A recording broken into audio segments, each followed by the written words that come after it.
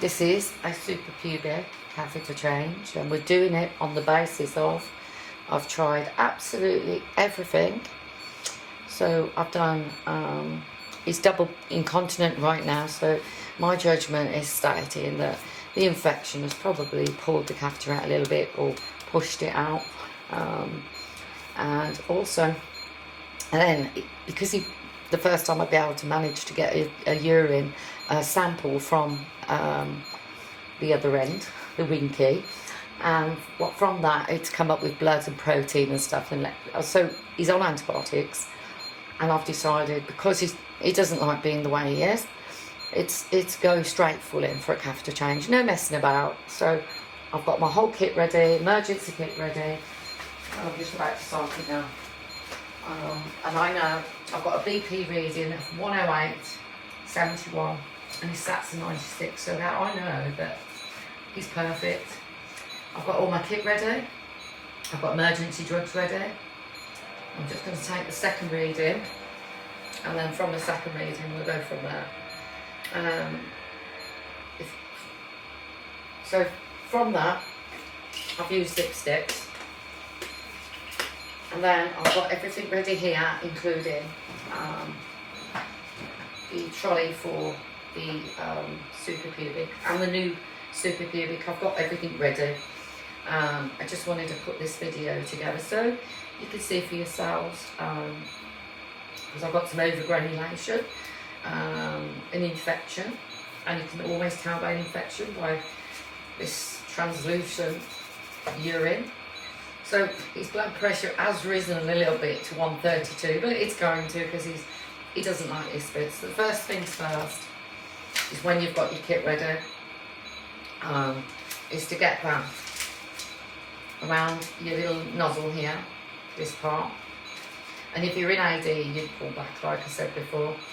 So lock on, draw back, and let's see how much urine. I have had urine actually once or twice in the actual syringe.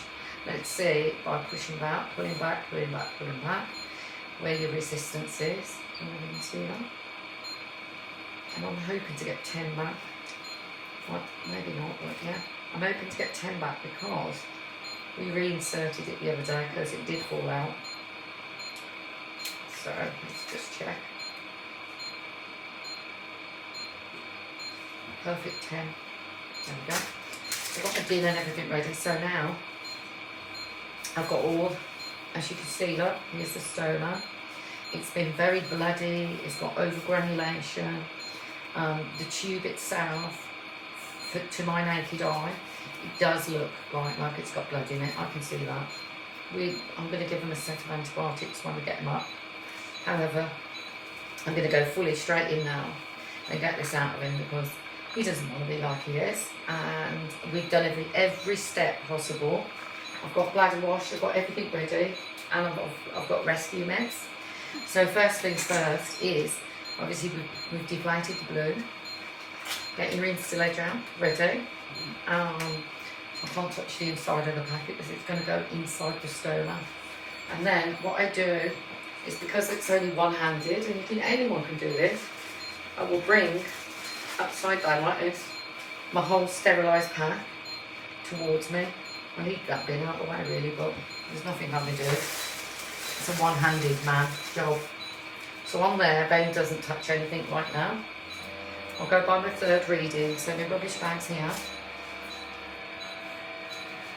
So what I continue to do throughout, as much as I can, is wipe my hands with a clinical wipe, even though I'm going to put another double glove in a minute. So check this. This is just cleaning gloves.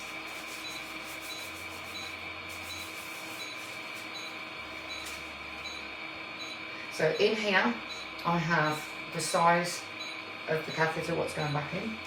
I have instiller gel ready. See, it's gone down. So 127. So I'm going to go straight in and do this now. And like I said, everything has to be sterilised. So the taking out, this is his first catheter change, mind you, so it's new. So on the catheter change itself, You know, the other day I did not have any issues at popping it back in. Obviously the channel, it went in perfect. It's just that today there's just an issue downstairs, and we're going out, and he doesn't want to be double incontinent, and this is the only way forward. Otherwise, we'd have to stay in, wouldn't we? And no, we're not staying in. So this is why I'm doing it. So I'll just get on my sterilised gloves. I'll get another catheter pack ready here behind him, or on my trolley, to be fair, because it's better on my trolley. I've sterilised all the trolley down. Here we go, Ben. Let me move that out of the way.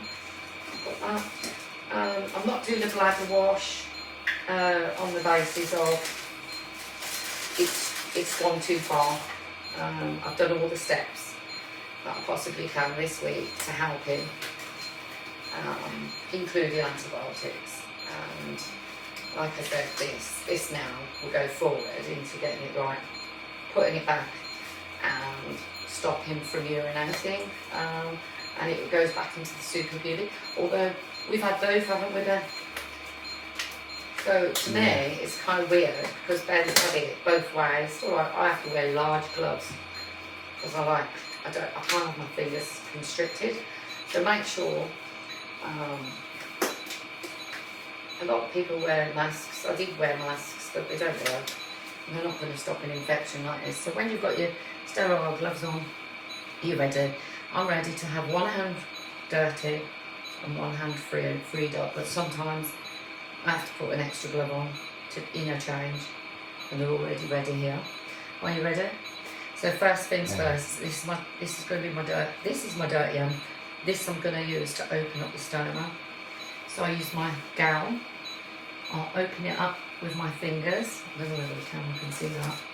All this is sterilised, it's nice, so I can touch any sterilised area. And then with this, are you ready? I ask you to breathe. One, nice breath. And then what I'll do is I'll be gently pulling it out.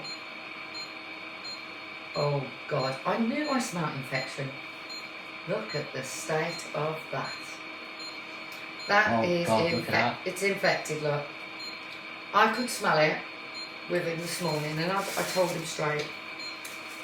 So all that, I'll just get that sterilised glove off quick, my dirty one.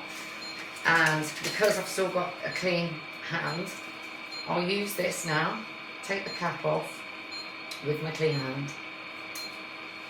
It's in Stillagel, so what I'm going to do is I'm going to put this in Stillagel, open up the stoma again, and just gently put some in. So it's anaesthetising inside for him. As nicely, as gentle as you possibly can. Remember to check dates on everything. So that's ready, which is great. So now I can glove up again. I'm not bothered really about this hand because I'm going to need this to squeeze, but I do need one more glove. Okay. Are you okay, Ben? Yeah. Can I take a catheter reading? A blood pressure reading? Yeah. Yeah? So I do it like this due to the fact is, one, you get the Stillagel inside. Two,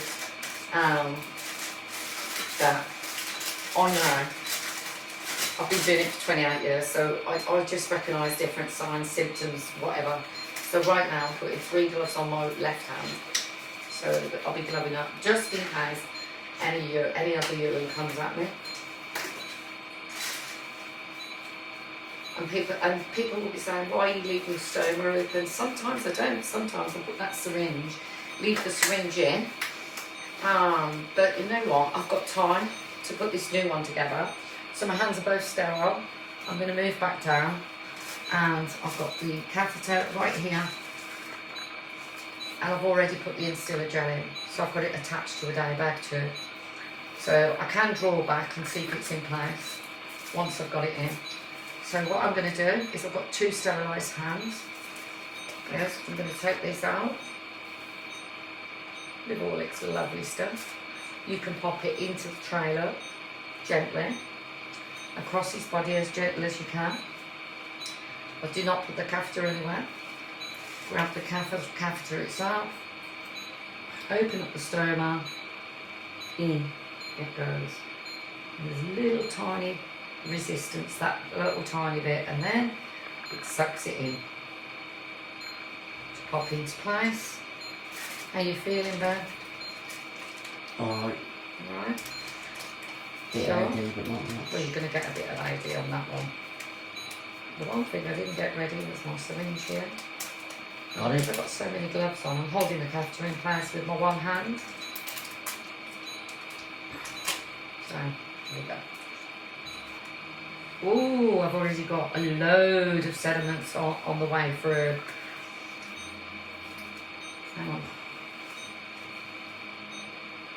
Let me just get these sediments out first.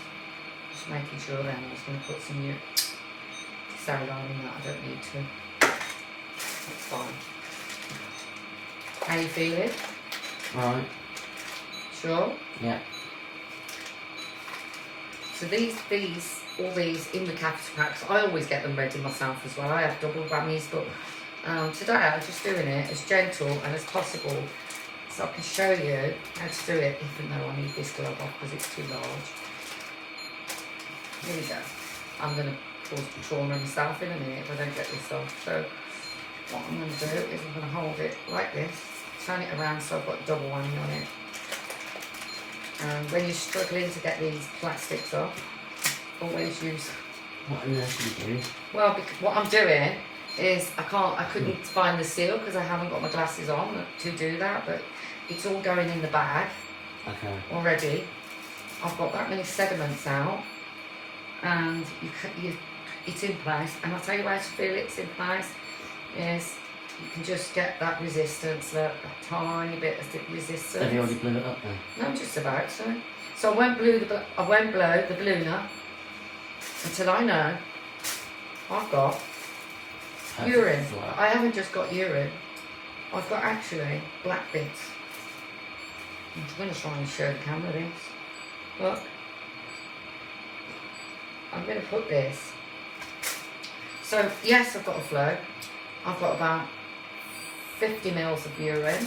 I'm happy. Are you happy? I'm happy to take the cap off. And I'm happy to turn it round. Press.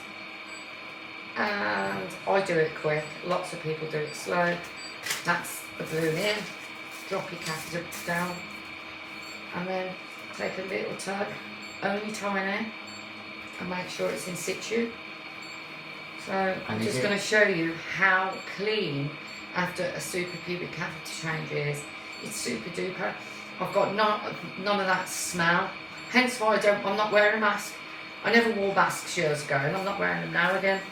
Because of the reason being is we never used to use it. Oh, there's so many sediments coming out. So that is what you call a suprapubic catheter change. I will now clean them all up. I will now get rid of all this, and I will also take one of my gloves off, that one, and this one here, because I've got 3 sets on one hand, and I can do a reading now. So what you need to do is whatever you use, that Instiller gel is a form of it is an anaesthetic, and that's why I put it inside. Take off your pieces of paper, write your date, what you use, remember to use and think of dates always. On your catheter, you always take this off. You put your reasons behind it. So I keep all those. And as you can see, how are you feeling? And I'm just going to have a look now downstairs while he's on camera. I'm leaving this bag in front so nobody gets to see anything. I'm just going to wipe his legs and wipe around them. And put it on there. You can do this another way is I could do it if I wasn't filming. I'd do it from left to right really quick with my trolley in and out, but I've done it as slowly as I can to show people. Oh, the blood pressure only went up. So the blood pressure is 177, so it's gone up, and I expected it to go up. So what I'm also going to do is get my clinical wipe and just wipe the tube, just so I know that when I is it all clear now? Absolutely, clear as hell. A lot of surgeons would put a syringe into make sure it's in place, blah, blah, blah, blah. Yeah, it weren't that I painful. don't need to. How painful was your first one? Hardly anything. On your new catheter? Hardly, no problem. So if anyone has any problems with suprapubic catheters and they are double incontinent, then forget going in with your basic bladder washes or X, Y and Z. The best thing to do is measure this is a little tip. So from your stoma to the nozzle there, I'll show you what I use. So in the catheter pack you have these. So what we do is I'll use it to measure how far that catheter is in, so that we know on a daily basis. So here we go, look. So from the nozzle, I'm going to do it just from here now because it's easier. So there's my first reading. That's my first reading of 14. It used to be 28, but this is a new one.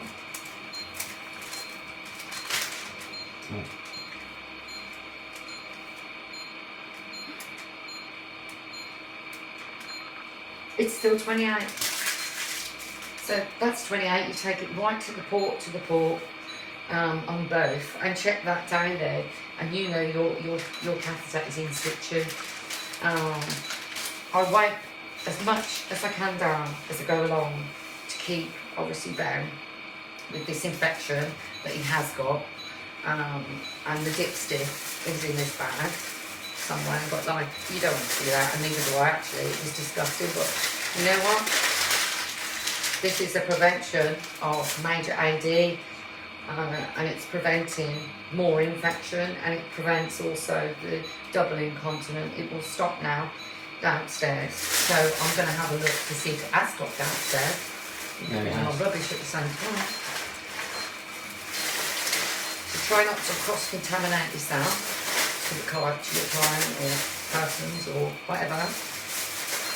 So I'll get rid of those in a minute, but because I'm working with a dirty area, what I do now is I put a clean pad. This is a little tip. Clean pad underneath your Winky-Woo or whoever, whatever. Take your gloves completely off now, and just wait. What you're waiting for, I'm waiting to wash my hands, but what you're waiting for is basically, is the person going to still double incontinent at this stage? 1, 2, 3, I don't think so. On the grounds of 1, 2, 3, I do all my 1, 2, 3 inspections. I'm just going to wash my hands and do one more reading. I know this is kind of like a boring step-by-step guide, but I'm going to tell you now, it will get rid of the infection, because the tube itself, inside where it sits with the balloon, inside that, round the areas of where it sits, it gets a build up, and I could smell that this morning, without even having to do any of this. How are you feeling? So make sure you're always safe. Obviously check your blood pressure, keep your blood pressure going. I have to do a few other things because of he's got other underlying issues, not just spinal brain injury, blah blah. And I believe from today onwards, I'll try and do another video in the week if he is still infected, etc. If he is still infected, I'll be double antibiotics. So yeah, got perfect reading of 139 over 108. Oh no, sorry, over 99. I'm like, yes, that's perfect, and his pulse is 108. So we're ready to stop the video, and game over. I can get him now showered. Ta-da! Yes, Ben.